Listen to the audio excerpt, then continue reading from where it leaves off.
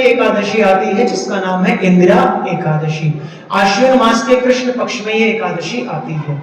इसकी कथा आती है, सतयुग में महिष्मती नाम की नगरी में इंद्रसेन नाम का एक प्रतापी राजा राज्य करता था। वह राजा पुत्र पौत्र और धन धान्य से संपन्न तथा विष्णु का परम भक्त था। एक दिन जब राजा सुख पूर्वक अपनी सभा में बैठा तो आकाश मार्ग से महर्षि नारद उतरकर उसकी सभा में आए। राजा देखते ही हाथ जोड़कर खड़ा हो गया और विधि पूर्वक उनको आसन दिया, अर्घ आदि दिया।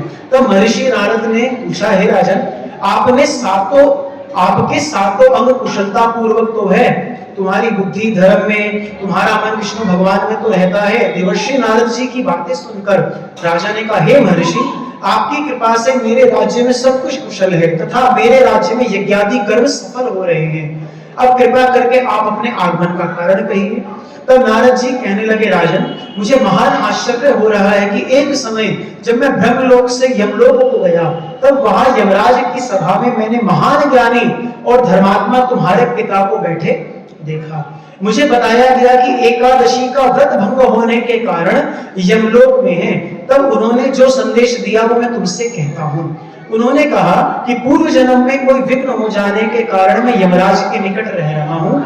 यदि मेरा पुत्र इंद्रसेन आश्विन कृष्ण पक्ष की एकादशी का व्रत करे और उसका फल मुझे अर्पित कर दे तो मुझको स्वर्ग की प्राप्ति होगी।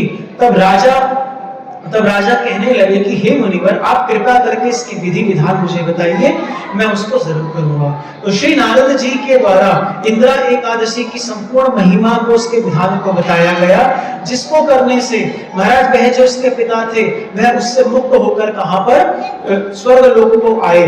कहते नारद जी के कथनानुसार जब राजा द्वारा इंदिरा एकादशी आने पर अपने बंधु बांधवों सहित इस व्रत को किया गया, तब कहते हैं राजा के पिता जो कहां यमलोक में थे वह कहां पर, कहते गरुड़ के ऊपर चढ़कर विष्णु लोक को गए हैं। कहते यह इंदिरा एकादशी का व्रत जो सुना है, इसको पढ़ने और सुनने से मनुष्य के सब पाप नष्ट होते हैं और वो अंत में वैकुंठ में भोगों की प्राप्ति करता है। बोले श्री इंदिरा एकादशी की